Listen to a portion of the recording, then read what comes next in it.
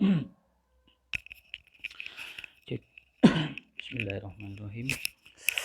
Assalamualaikum warahmatullahi wabarakatuh. Alhamdulillah wassalatu wassalamu ala Rasulillah wa ala Muhammad ibn Abdillah wa la haula wa la quwwata illa billahil aliyil azim.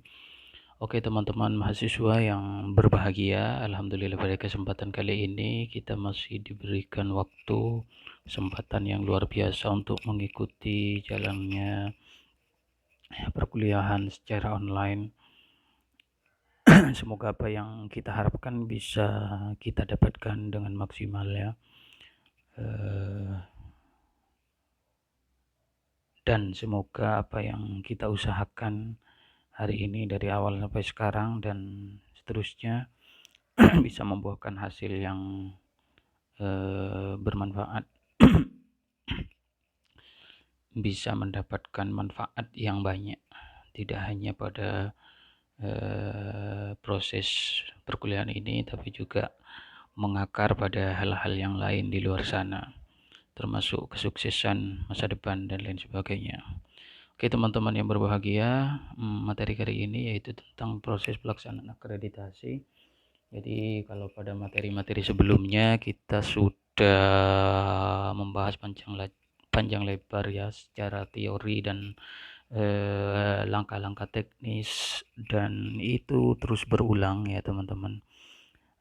Mulai dari awal tentang sistem penjaminan mutu, sistem pengendalian mutu, kemudian pelaksanaan mutu, evaluasi sekolah, monitoring dan lain sebagainya.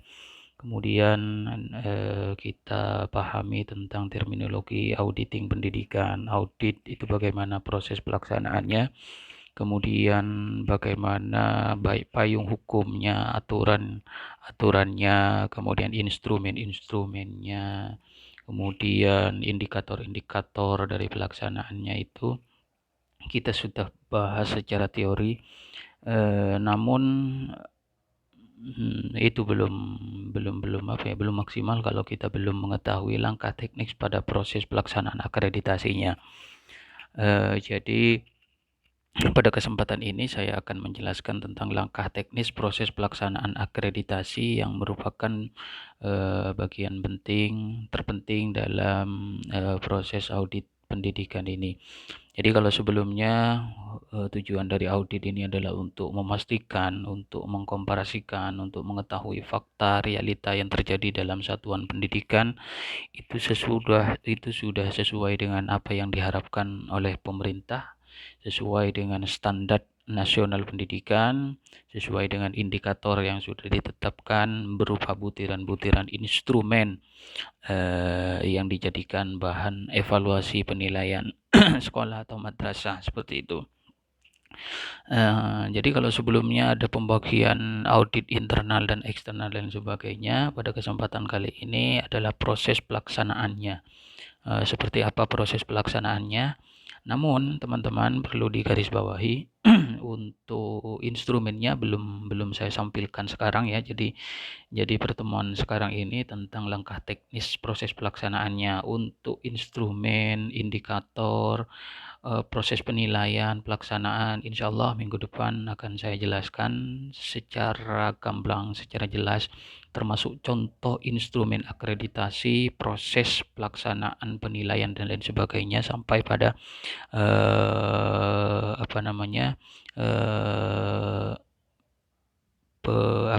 penilaian ya, penampilan cara menampilkan scoring istilahnya itu, skor nilai, apakah itu masuk pada predikat, apakah itu masuk pada A, B atau C, itu akan saya jelaskan pada pertemuan terakhir minggu depan. Jadi sekarang kita akan melihat langkah teknis proses pelaksanaan akreditasi yang sebenarnya terjadi dalam satuan lembaga pendidikan. Oke teman-teman, jadi sebenarnya di sini ada mekanisme akreditasi sekolah atau madrasah ya. Kita bisa dilihat dalam diagram gambar di sini. Jadi yang pertama itu ada istilah sosialisasi ya. Jadi sosialisasi pelaksanaan, kemudian ada istilah text evaluation sasaran akreditasi. Jadi istilahnya teman-teman itu ada beberapa daftar sekolah yang memang sudah menjadi sasaran akreditasi ya sesuai dengan isian dalam Sispena itu. Jadi Sispena itu semacam sistem penilaian akreditasi yang memang berbasis website ya. Dan di situ menjelaskan tentang apa namanya ya, profil tentang satuan lembaga pendidikan yang akan diakreditasi dan memang sudah melakukan pengisian, baik itu evaluasi diri madrasah atau FEDM ya, evaluasi diri sekolah atau evaluasi diri madrasah, dan memang sudah diterapkan dan diinput dalam Sispena. Jadi sebagai apa namanya ya, sebagai sistem yang memperlihatkan dan apa namanya, menampilkan satuan lembaga pendidikan yang menjadi sasaran dari akreditasi itu. Oke teman-teman, di sini kemudian di sini ada kelayakan visitasi ya. Jadi pada kelayakan visitasi di sini apakah itu layak untuk divisitasi atau tidak, itu nanti alurnya itu yang pertama, kalau iya nanti akan dilakukan visitasi sesuai dengan jadwal yang memang sudah ditetapkan ya. Namun kalau misalkan tidak layak, nanti ada pemberitahuan dari Badan Akreditasi Nasional kepada sekolah atau madrasah ya, melalui kepala sekolah. Kemudian kalau misalkan layak untuk dilakukan visitasi, jadi kelayakan atau tidaknya itu dilihat dari isian dari Sispena, dari isian-isian profil, dari isian-isian kelayak apa namanya ya isian-isian yang memang seharusnya diisi pada Sispena itu. Kemudian lakukan visitasi, ini proses pelaksanaan akreditasi. Ini proses pelaksanaannya ya. Kemudian di sini setelah kegiatan visitasi itu ke sekolah, itu nanti ada kegiatan validasi dan verifikasi ya hasil visitasi. Jadi ada istilah memvalidasi atau memverifikasi. Jadi apakah ini biasanya dilakukan oleh Badan Akreditasi Nasional, divalidasi pada apa namanya ya, pemerintah provinsi untuk dilakukan pemvalidan data visitasi itu. Kemudian setelah itu nanti ada penetapan hasil akhir akreditasi, apakah itu hasilnya seperti apa dan bagaimana. Kemudian setelah itu akan diumumkan hasilnya, yang mana dalam kegiatan pengumuman hasil akreditasi ini nanti mungkin ada keberatan hasil akreditasi ya. Kalau misalkan ada yang keberatan dengan beberapa catatan-catatan tersendiri, maka nanti akan ada istilah visitasi ulang. Jika misalkan tidak, maka nanti akan ada penertiban sertifikat dan penyampaian rekomendasi. Oke teman-teman, di sini ada beberapa alur mekanisme akreditasi sekolah yang dijelaskan di sini. Yang pertama di sini ada istilah ini ya teman-teman ya, sosialisasi ya. Jadi sosialisasi pelaksanaan akreditasi ini di mana Badan Akreditasi Sekolah atau madrasah itu menetapkan jumlah dan daftar sekolah yang akan menjadi sasaran akreditasi seperti yang sudah saya jelaskan barusan itu. Jadi di setiap provinsi.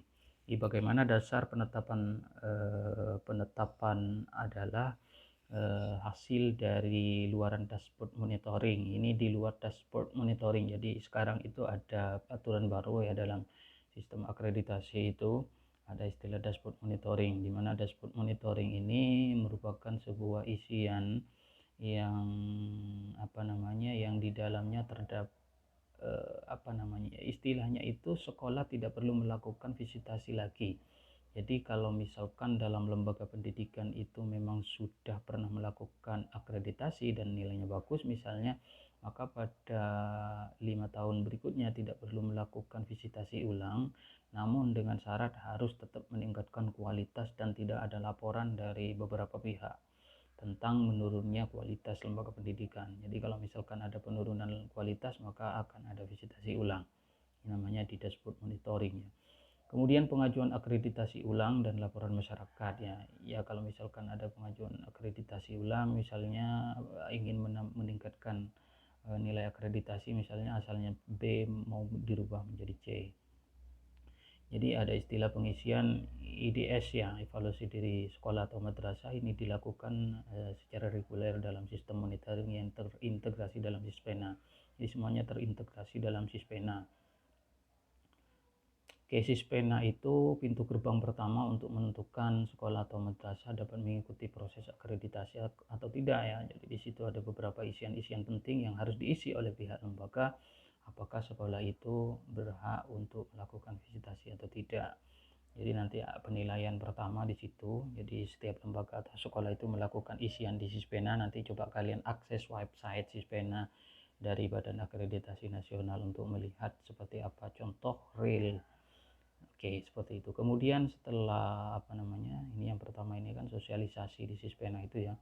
Kemudian ada asesmen kecakupan sasaran akreditasi. Jadi penetapan sekolah atau madrasah yang akan divisitasi didasarkan pada luaran dashboard monitoring yang menyatakan sekolah atau madrasah turun secara mutu. Jadi nanti misalkan di website itu di Sispena itu ada pemberitahuan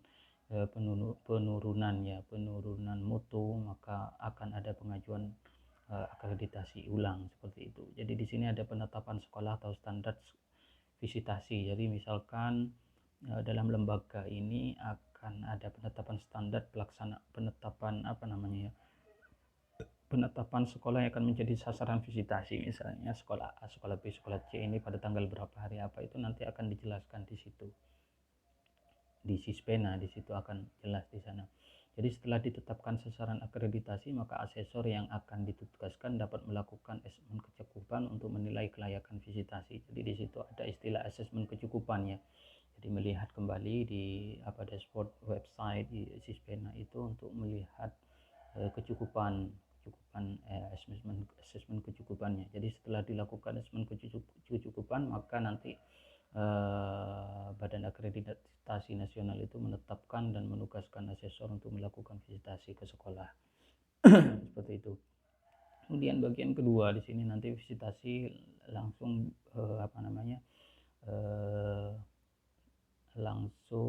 secara langsung ya di sekolah ya. Jadi pihak asesor sekolah atau madrasah yang telah ditetapkan kelayakannya untuk harus divisitasi oleh asesor dan ditetapkan oleh Badan Akreditasi Provinsi. Jadi asesor yang memang sudah ditugaskan oleh Badan Akreditasi sekolah atau madrasah dari provinsi itu nanti melakukan kegiatan visitasi. Yaitu apa kegiatan visitasi itu? Yaitu verifikasi, validasi, dan klarifikasi data informasi yang telah diisi sebelumnya oleh madrasah. Jadi begini teman-teman, makanya tadi ada istilah asesmen kecukupan di situ, itu melihat kembali isian dari sekolah. Jadi sekolah itu sebelumnya sudah pernah mengisi di Sispena ya, di dalam isian profil dan lain sebagainya dari 8 standar itu semuanya itu diisi secara lengkap secara online ya. Nanti disitulah yang isian-isiannya itu nanti yang akan dicocokkan, disesuaikan dengan realitas yang terjadi di lapangan. Apakah misalnya di lembaga ini memiliki gedung 10 misalnya, diisi misalnya di Sispena itu gedung 10. Nanti di kegiatan visitasi ini diverifikasi, divalidasi apakah benar sesuai gedungnya 10 atau hanya 5 atau hanya 3 misalnya. Nanti ada proses klarifikasi di situ.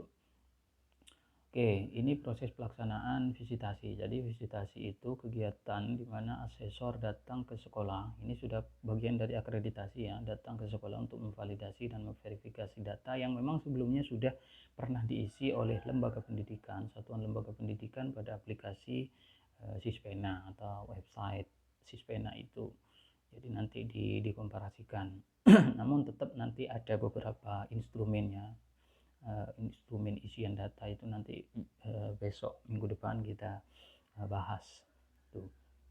Kemudian validasi proses dan hasil visitasi. Jadi asesor yang telah melakukan visitasi itu memberikan laporan kepada Badan Akreditasi Nasional tentang proses pelaksanaan validasi itu. Jadi laporan visitasi itu perlu divalidasi istilahnya. Divalidasi ini maksudnya untuk menjamin proses itu hasilnya itu benar-benar bisa dipertanggungjawabkan atau tidak, apakah benar-benar real atau tidak, atau bagaimana, itu perlu untuk divalidasi. Jadi divalidasi hasil proses pelaksanaan visitasinya itu. Kemudian itu verifikasi hasil validasi dan penyusunan rekomendasi ya. Setelah validasi proses hasil visitasi dilakukan, maka Badan Akreditasi itu melakukan verifikasi hasil validasi dan penyusunan rekomendasi. Jadi kegiatan ini dilakukan untuk menetapkan hasil akreditasi benar-benar objektif sesuai dengan keadaan sekolah atau madrasah. Jadi setelah dilakukan validasi, jadi visitasi selesai, verifikasi selesai, maka nanti divalidkan datanya. Setelah selesai divalidkan, kemudian diverifikasi. Jadi hasil validasi itu diverifikasi ulang.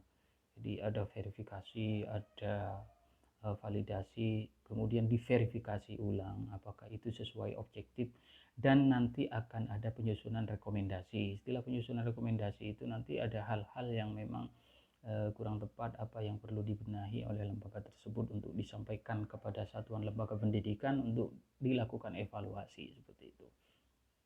Kemudian setelah verifikasi itu selesai, nanti ada istilah penetapan hasil dan rekomendasi. Nah, hasil dan rekomendasi akreditasi sekolah itu ditetapkan melalui rapat pleno Badan Akreditasi yang nanti dihadiri oleh beberapa anggota Badan Akreditasi Nasional. Jadi Badan Akreditasi Sekolah atau Madrasah ya. Jadi rapat pleno itu, ini rapat pleno provinsi ya, itu menetapkan hasil akreditasi melalui surat keputusan tentang hasil akreditasi yang memang dilaksanakan di lembaga tersebut. Jadi rekomendasi yang disusun berdasarkan hasil akreditasi disampaikan kepada pihak terkait untuk dimanfaatkan dalam perencanaan perbaikan mutu pendidikan. Jadi kalau misalkan hasil penetapannya itu sudah selesai, misalnya hasilnya itu A, B atau C, setelah itu ada Badan Akreditasi ini membuat rekomendasi isian masukan evaluasi terhadap sekolah mengenai beberapa kekurangan-kekurangan yang dijadikan sebagai bahan evaluasi perbaikan untuk proses akreditasi berikutnya, seperti itu. Misalnya mendapatkan akreditasi B atau C, misalnya nanti sekolah akan Badan Akreditasi ini memberikan masukan-masukan, rekomendasi untuk dijadikan hasil evaluasi tentang kekurangannya ini, apa yang perlu dilakukan, seperti itu. Kemudian yang ketujuh ini pengumuman hasil akreditasi. Jadi kalau misalkan proses akreditasi rekomendasi ini sudah selesai, maka Badan Akreditasi memiliki kewajiban untuk mengumumkan hasil akreditasi. Jadi